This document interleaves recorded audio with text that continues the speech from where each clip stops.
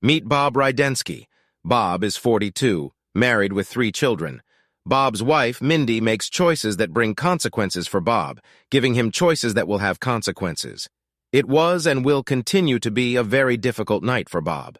The rain was pouring down in buckets, and Bob's windshield wipers were working at full power, but they were not very effective. The winds driving the rain pushed Bob's car, causing it to slide along the road. The radio simply filled the hours of driving with noise. Bob could almost hear it through the growing anger of the storm if he tried. The storm was taking its toll on the power lines. Sparks lit up the road as Bob drove around downed wires, uprooted trees and trash cans blown away by the wind. He clutched the steering wheel, turning pale in his hands. Outside, the wind howled, sheets of metal roofing flew past. They posed an immediate threat. The wipers continued to beat a rhythm without noticeable effect. Bob finally turned onto his dark street and pulled up to his driveway. There was a red sports car parked in his driveway. Bob braked suddenly, almost crashing into her.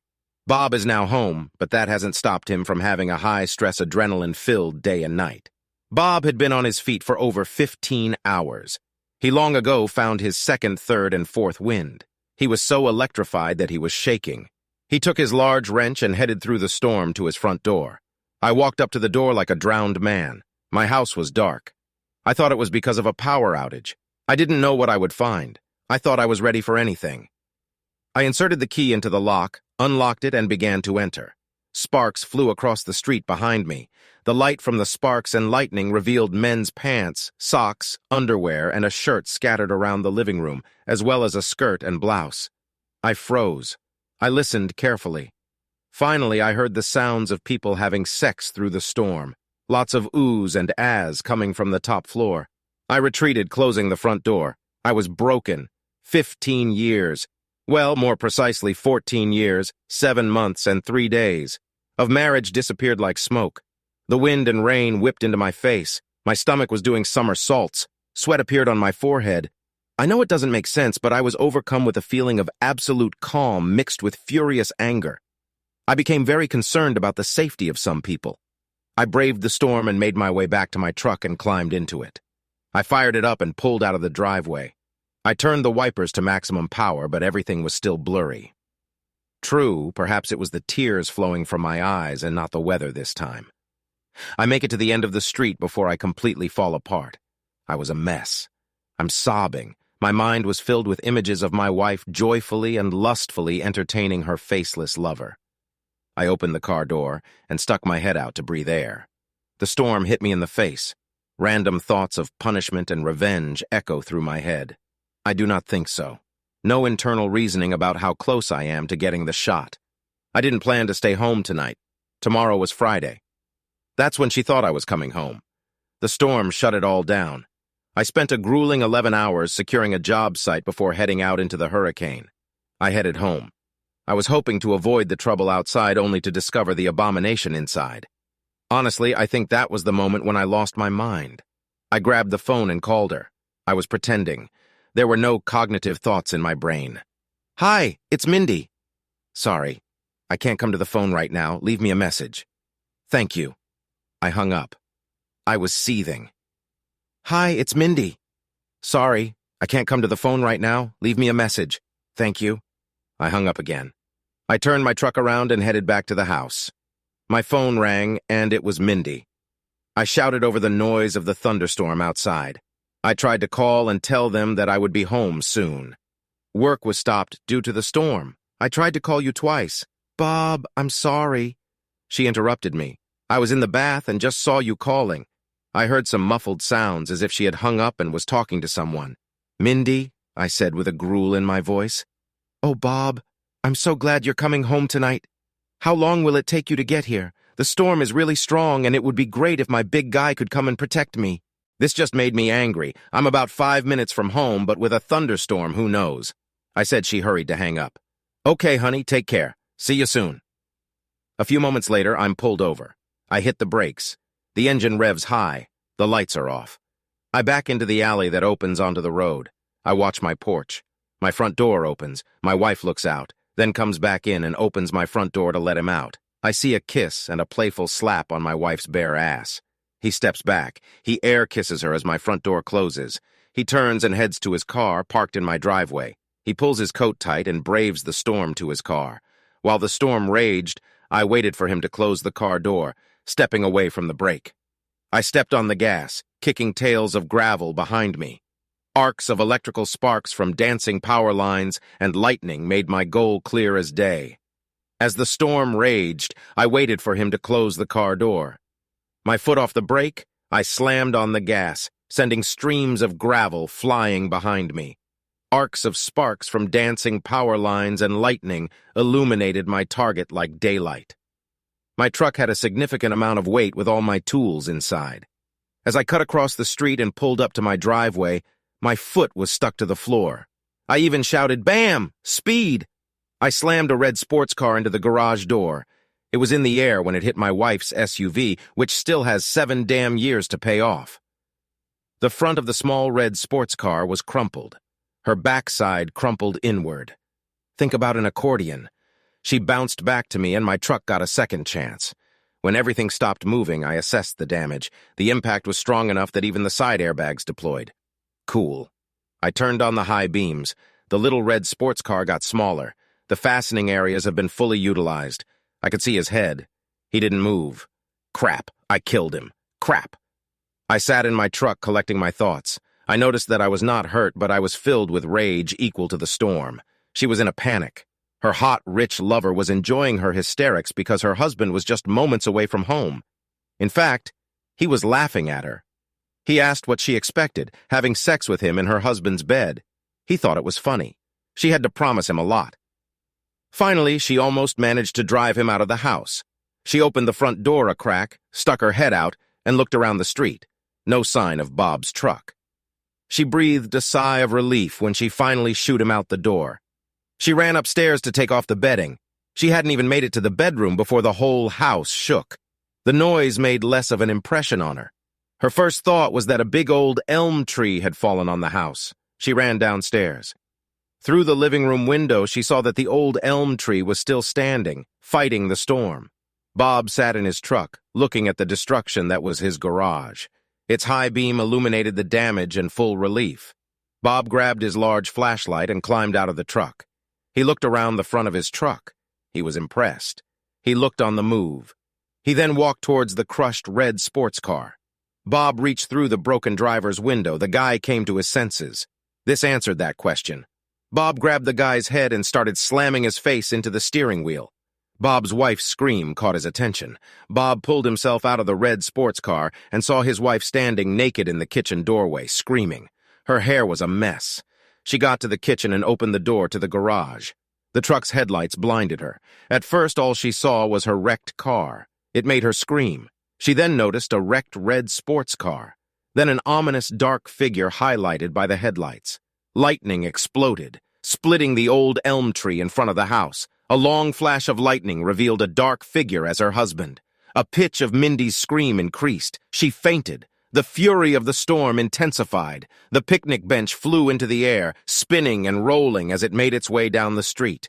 A 204 board flying through the air punched a hole in the garage wall. The howl of the wind became deafening. Bob watched his wife fall. The crushed sports car swallowed the ass. It would take the pliers of life to open this tin, Bob thought. Bob headed towards the door. He needed to close it. As angry as he was, breaking through the storm was high on his list of tasks. The breach, which was a garage door, breached the shell of the house. With this breach, the storm will begin to tear the house apart. Bob was in damage control mode. Bob reached the door, grabbed his wife's hand, and pulled her back into the kitchen. He closed the door and moved the refrigerator to help keep the door closed. He turned on the flashlight and looked around. It was calm inside. The storm remained outside. Bob called 911. Nothing. He looked at his phone. No network. He picked up his wife and carried her to the downstairs bathroom. He did not very carefully throw it into the bath. He sat on the toilet, thinking about how his life had become a nightmare. He heard something hit the house. He could feel his house starting to fall apart. Bob looked at his wife. "Bob, I'm so just shut up," Bob shouted through the storm. "Haven't you caused enough trouble?" She shrank into herself. The storm could be heard tearing their home apart, even though they were huddled together in the small, dark bathroom, lit only by Bob's flashlight.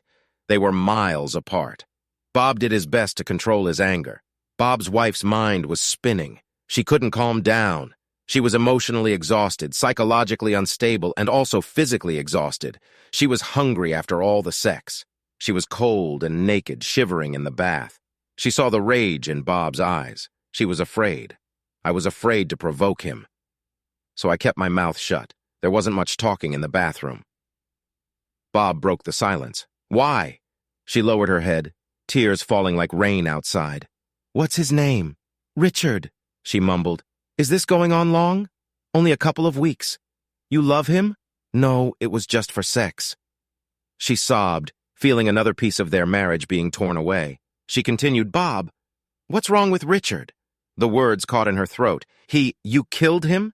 After a moment of silence, Bob looked at her. What do you care about that? He was just for sex. The silence that fell between Bob and Mindy was interrupted only by the squealing of boards being torn from their house by the storm. No, Bob said after a rather long pause.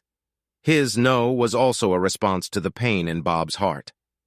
Bob turned off the flashlight to save battery. No more words were spoken. No more thoughts were shared. It was a dark, ugly silence between them. After some time, Mindy spoke. Bob, for your sake, not for me or him, but for your sake.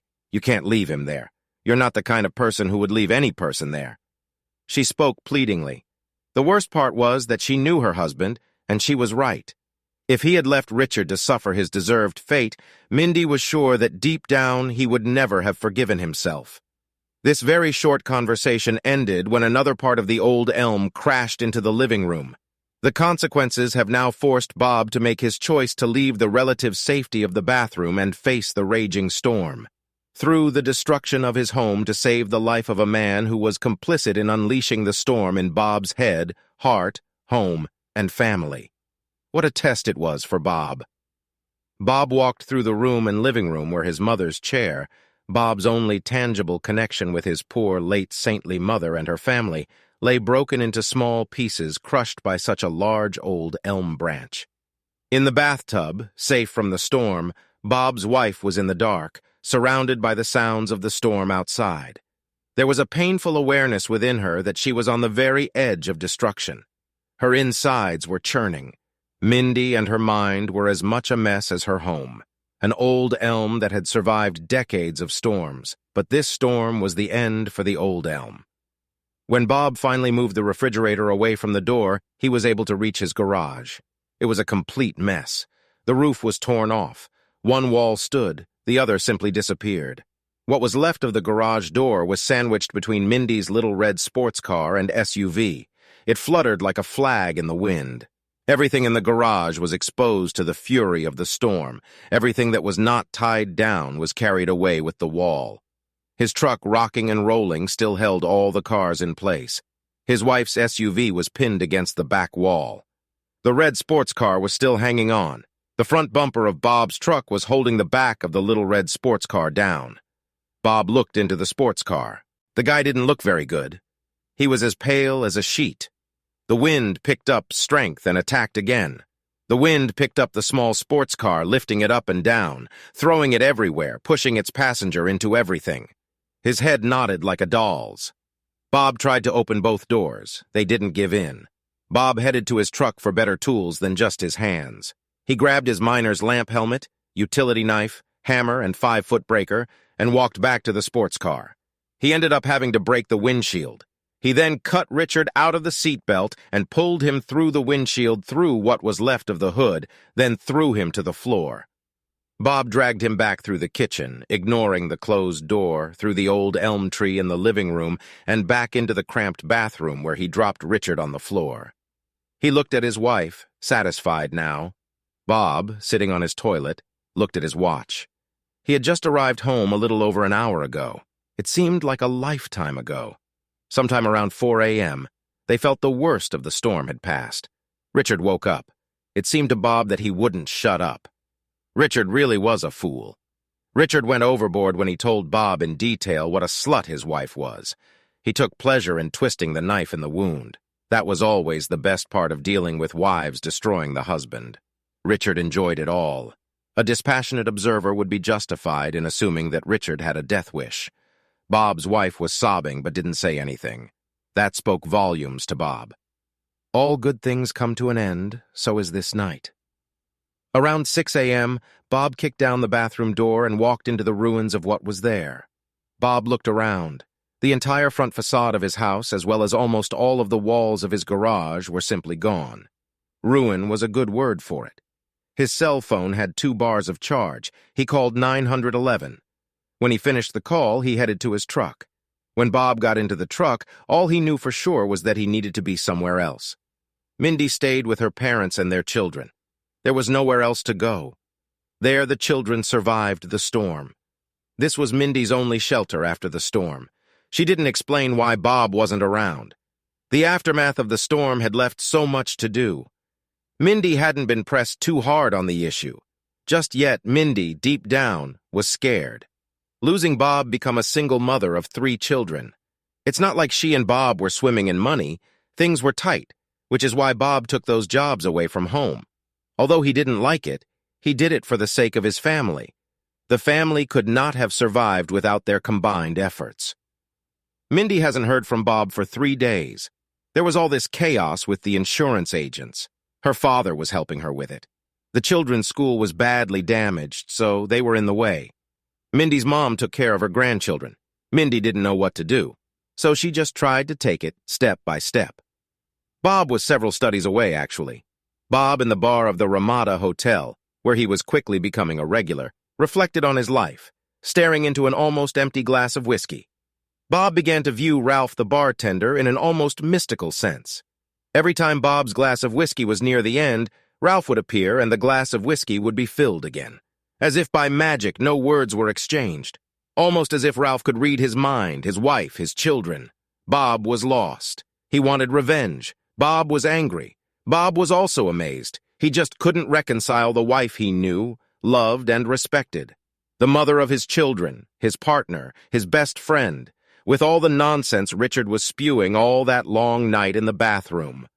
His mind was reeling from the consequences of other people's choices as he sipped his whiskey. But in reality, it was his ego that was bruised and battered. He began to see this as through the bottom of the glass of whiskey he held in his hand. He scanned the now smoldering heap that was his life. His wife became a cheater. How did that hurt him? Okay, more sex with the mother of his children. That was obvious. He could find sex in other places. After all, he had 2 good hands. He didn't own his wife. If she wanted to be a slut, was that really on him? He clearly shouldn't have interfered. He didn't want to look. The images in his own imagination were bad enough. If he were on the other side of the world and she was having sex, would a tree fall in the forest? But he felt offended. So what now? She offended him. It was disgusting. But how could this be healed? You can't go back in time and make your wife not a cheater. And then there were the children. And his glass suddenly filled up again. And this is where the road meets the rubber. Bob found enough distance to allow him to gain perspective. Sometime around 10 a.m. after breakfast at the Ramada coffee shop, Bob hit the road, returning from the aftermath of the storm. Traveling 2 states with a clear head and an extra large glass of coffee to go gives a person time to think. Time to try to get my head straight. Bob faced some very serious questions. Divorce, although the obvious path they could have taken, was a bad choice in Bob's clear, detached state of mind. It was not possible to support 2 farms. There was simply not enough money. One was difficult. The children needed more care than he could provide to keep the family afloat. At 12, 9, and 5 years old, there were many years of parenthood ahead. Bob also had to admit that he needed to know where Mindy was. Was she devoted to the children or to Richard? He couldn't see it as anything other than making one choice or another for her. If she chose children, what does that mean? And who the hell is Richard? The man was a massive jerk. He needed to figure it out. It was already late when Bob drove up to his wife's relatives. He believed that was where Mindy hid the children the night of the hurricane. He didn't call ahead. He'll use the surprise to wrest some more truth out again. The last hour or so of Bob's trip showed the complete devastation of the hurricane. Several roads are still blocked. Bob had to spend time going back. Arriving at his wife's relatives, he saw that their house looked pretty good, possibly roof repairs. He parked his truck, walked up the porch steps, crossed the porch, and opened the door.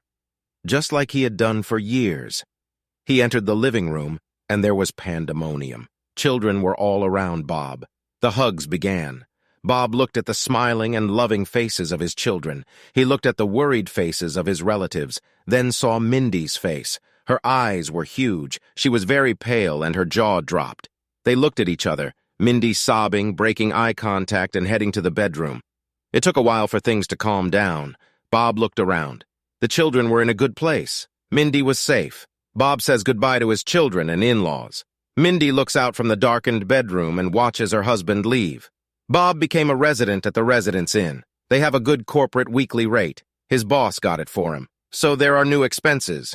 The good news is that Bob's work saved the company a lot of money, so he was promoted. This could lead to more travel. Mindy still hasn't gotten over anything with her parents. She also didn't have the inner strength to face Bob. Mindy is just this side of crazy town.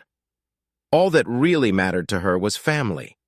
And it was in a sorry state by her own hands. The weight of her guilt, the sad eyes of her children, the confused faces of her parents, and worst of all, the dead face of her husband. This was her personal hell. It swirled around in her mind and lodged itself in her soul. And so things continued. Bob received the first installment of his damages from his homeowner's insurance. This allowed him to begin restoring his home. FEMA money began arriving at the end of the month. This helped with everything else. Bob's buddy Ike was a contractor, so the weekend was mostly a Bob and Ike show. Ike's crew moved forward throughout the week as needed while Bob was at his day job. Within a month, real progress was made in the house. Bob was adding an apartment to the back of the house, and the basement was a new basement that could one day become a man cave. Direct access was available through a hatch in the floor. The other entrance was from the kitchen down the stairs into a hallway that ran underneath the house. Both the in-laws' room and the basement had combination locks both inside and outside the doors. On weekends, Bob's parents brought lunch and children. Bob looked forward to these dinners all week. Years later, Bob was heard saying that these dinners were some of the best times of his life.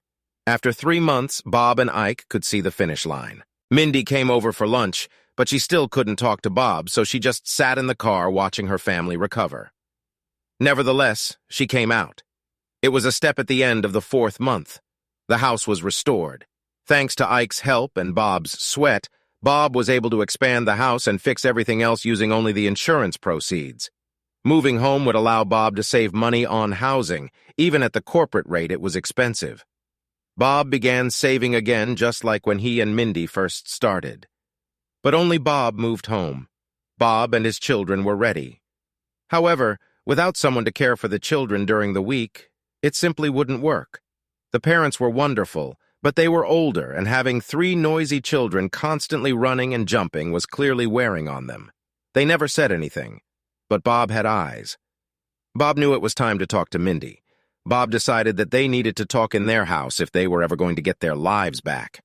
Bob was more than ready to move on. Bob talked to his in-laws. They acted as go-betweens since Mindy hadn't spoken to Bob in months. The time, place, and other details were agreed upon. It was Saturday. Bob had been living in the restored house for 2 weeks. Mindy drove her parents' car to the house. She parked on the street. She couldn't bring herself to pull into the driveway. She packed lunch in a picnic basket. Bob left the front door open. It was a thoughtful gustour on Bob's part. Mindy brought the free-ed chicken and all the trimmings. This was Bob's favorite dish. She even brought cherry pea. They had unsweetened in tea, just the way Bob liked it. Mindy was dressed nicely conservatively. She left the top 3 buttons undone, showing a little cleavage which Bob also liked. She was a little too thin.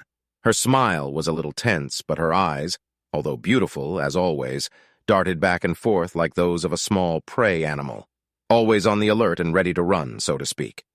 It was good that they were eating. It gave Mindy something to do with her hands. They ate in silence. They finished lunch and Mindy got up to clean up. It's time to cross the Rubicon. Bob reached out and grabbed Mindy's wrist. Leave it. It's time for us to talk, Bob said softly. Mindy sat back down in her folding chair by the filing table. Mindy, let me start. If you don't agree with anything I say, just let me know. You don't have to explain why you don't agree. I just want to see if we can agree on something, okay? Mindy didn't know what this day would mean for her. She was on edge. She didn't sleep all night. She just couldn't say a word. So she nodded. Bob and Mindy looked into each other's eyes. They each had questions that neither of them wanted to answer. Bob took a deep breath and began. Mindy, the most important thing to me is our family. The children are what I care about first. Bob looked at Mindy. She simply nodded. Bob took this as agreement. You know, like me, things have been tight money-wise for quite some time. The only way we kept afloat was the extra money I made from these damn jobs away from home. The storm didn't help. Bob did pause. Mindy nodded. With you taking care of the kids and your part-time job, well, it helps, but not that much. You didn't even make enough to pay for your car, and if we had to pay someone for childcare, Bob left the sentence unfinished. Mindy wasn't stupid. She knew what their situation was. So, for the kids, the least painful way is for us to stay together. Mindy couldn't believe Bob was talking about staying together. This was the answer she had prayed to God for. It took her a minute to answer. She jumped up and tried to hug her husband. More than anything, she longed for his hug so she could return home from this nightmare. Bob raised his hand like a police officer making a traffic stop. Don't touch me. Mindy collapsed back into her chair. Bob continued, Mindy, it is clear that you are not worthy of trust. Although I love you, my trust in you is gone. I don't know if I will ever recover from the pain you caused me. Bob allowed a little of his anger to come out. Mindy stumbled back in shock, her eyes getting even bigger. Tears started to fall down her face. But let's leave that aside for now. Bob was clearly trying to control his anger. So now it's a question of how we move forward with our lives. Bob took a deep breath and continued. Mindy, the idea of leaving you alone with the kids while I work away from home without precautions would be stupid of me. Honestly, it would also drive me crazy. Bob looked into Mindy's eyes. And before any trust is given to you, not me, have a lot of work to do. I'm not sure we'll survive a repeat of the night of the storm. I'm also not sure I'll ever trust you again. Bob stood up and went to the refrigerator. He took out a beer on ice. There was no longer a refrigerator in the house. He placed one beer in front of Mindy. You'll need this for the next part. Bob took a long sip of his beer. Being away from home, what's stopping you from just reconnecting with Richard, and more importantly, how can I deal with this while I'm at work? Those are a couple of questions we need to answer. Mindy, I don't believe a word of it. What are you saying? I know that you are a traitor who willingly puts her children's future in danger, and when it comes to me, well, disrespect. I'm not even sure I ever want to touch you again. But this is not fair. We are husband and wife. I'm not going to accept celibacy, especially after I had to listen to your lover describe your actions in great detail. Honestly, I believe his version of events more than anything you can say. So we need to help me overcome my disgust for you. So today, after you leave, I want you to write in great detail all the sexual acts you performed and all the promises you made to Richard. Don't miss anything. Don't worry about how it will affect me. Consider this your first tiny step toward restoring something between us. The full truth, the whole truth, without embellishment. And it must be true because I'm going to test it. I expect this tomorrow morning. Leave this on the way to church with the kids. Mindy just smiled. So far, do you agree with everything I said? Mindy smiled. No, Mindy, you need to say it. Now, yes, Bob, Mindy said in a quiet little girl voice. I cannot hear you. Yes, Bob. Mindy, I can't hear you. Yes, Bob? Mindy screamed, shocking even herself. Anything, please, Bob, anything, she continued. It was the most she had said to him since she had begged him to save her lover. Now go. Mindy left with tears in her eyes. Bob took another beer. The remaining half of the package was the next item on Bob's to-do list. The next morning, Mindy and the kids pulled up to the house. This time, she pulled up to the entrance. The kids were pretty happy to be home, and with both their parents, it wasn't lost on Mindy or Bob. Bob took Mindy's letter. Although they didn't really have any furniture, Bob decided it was time for his entire family to sleep under one roof. He told the kids after church to pack up and move home. It would be like camping. but at least they would be together. That night, after getting the kids settled in sleeping bags and air mattresses, Bob and Mindy had their sleeping bags without the air mattresses. There were no conversations. Mindy fell asleep crying. The next morning, everyone drank milk and cereal. The children were given money for a hot lunch and boarded the school bus. Bob took 2 weeks off from work. With his new position, they were paying him. They said, "Consider it a paid vacation." Bob had never had anything like this before. As soon as the children left, the parents arrived. They were there to help Mindy set up her house. They brought some of their old things to help Bob and Mindy. Bob left for a meeting soon after. It soon became clear that the real reason Mindy's parents were coming was that Mindy wasn't supposed to be alone. It turns out her parents didn't trust Mindy any less than Bob did. Bob decided he needed to learn more from Richard. In a move that turned out to be ingenious upon closer inspection, motivated by Bob's base instincts, he met Richard. Bob found this very educational. They met at Ica Sr., his diner on the wrong side of town. Richard arrived with 2 huge thugs, a reasonable precaution given the circumstances. Richard didn't look any worse. True, his nose now deviated a little to the left, but the new dentures, Bob admitted, were good. It was as if Bob had never slammed Richard's face into the steering wheel. The thugs remained outside in their nondescript SUV. Richard arrived in a red Ferrari. The meeting was a little tense at first, but Richard's ego got the better of Bob if he didn't lose his cool. Bob played nice. He even offered us the first jug of beer. By the 3rd pitcher and about halfway through Mindy's letter, they were deep into male bonding. Bob listened and recorded on his phone. And Bob, he learned a lot from Richard. By the 4th pitcher, Richard was really starting to show off how he chose a slut, what signs he looked for, his keen eye and innate sense of a woman's true needs, and how Richard could bend and shape them to suit his needs. After the 5th jug, Richard and Bob went their separate ways. Richard felt that he had found a friend. Bob felt like he had taken a bath in a damp sewer. Bob now knew that Mindy was being honest. Mostly he gave her an A for effort. It must have hurt like hell to write this letter. Bob wondered what she left out or toned down. This confirmed several things about Mindy for Bob. That night, after putting the kids to bed, Bob took Mindy to the new parents' annex. The door was locked with a combination lock. Bob entered the code and let Mindy inside. The annex was already furnished with a huge 4-post bed.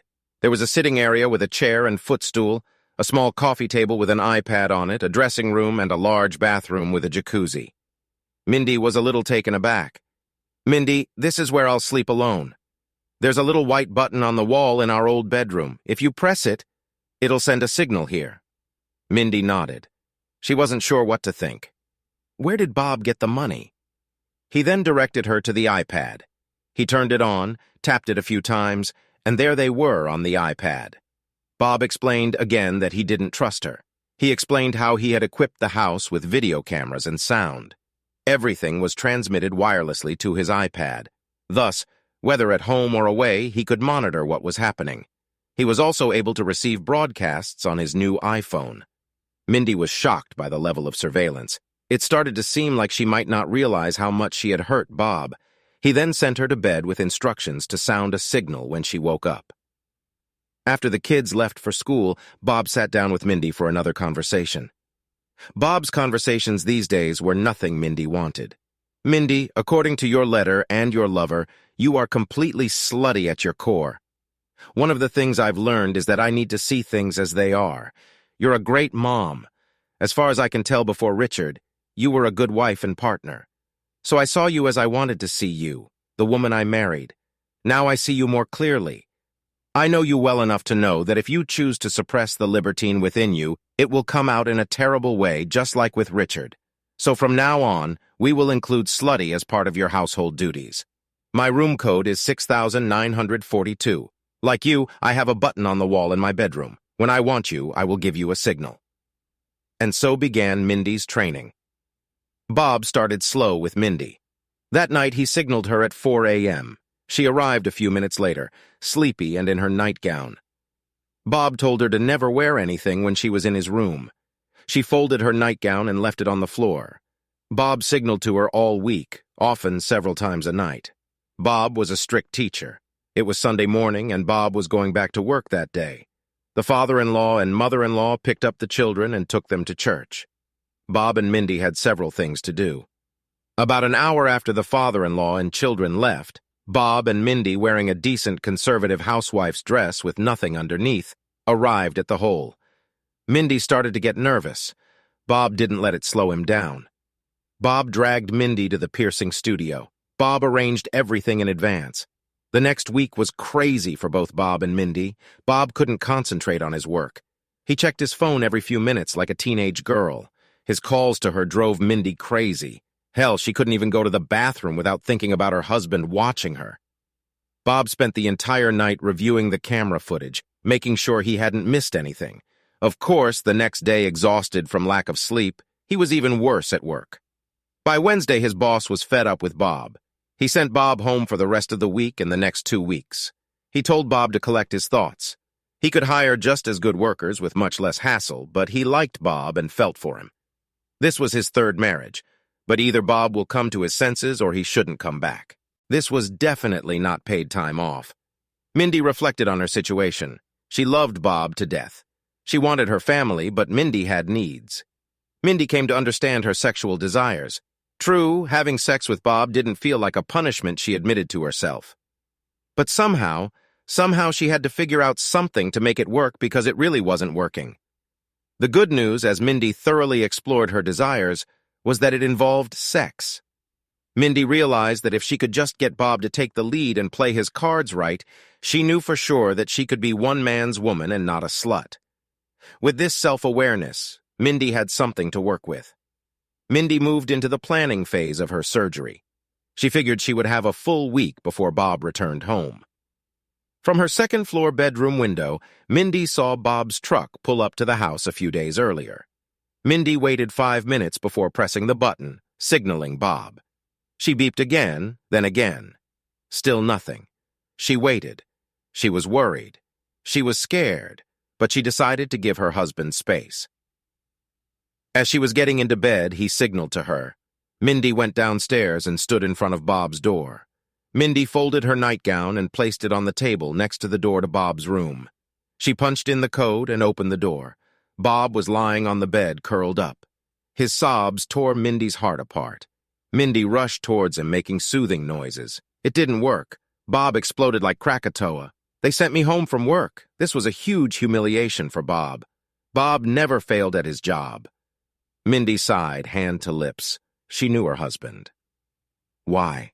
Let me tell you, Mindy, because I had to watch you. I can't trust you. I couldn't stop. God, how can I live like this? Mindy recoiled in realization of how badly her husband was hurt. But although her plan was not fully formed, she had been digging for it for some time. Why not? She thought to herself. She had nothing to lose. The way Bob was walking now, she assumed things would go south pretty soon. She felt that Bob was ready to kick her out the door. This shouldn't have happened. Bob, I think I know how to make you trust me, and I think I've come up with a way to prove to both of us that I can be faithful. Mindy made the most of the moment. She told Bob about her deep thoughts about her sexual needs. She loved sex, but one thing she was absolutely sure of was that she only wanted Bob. But she really, really needs Bob to start making an effort. Without Bob's attention, well, they were doomed. Bob explained how leaving her was driving him crazy. He just couldn't trust her. It tore him apart. Every day he wondered if today was the day Richard would get his wife back. If he couldn't work away from home, well, they were doomed. That's when Mindy suggested a test. A test to prove to Bob that she can safely be alone and won't cheat on him. She proudly declared that she could stand up to Richard, if only Bob would do his part.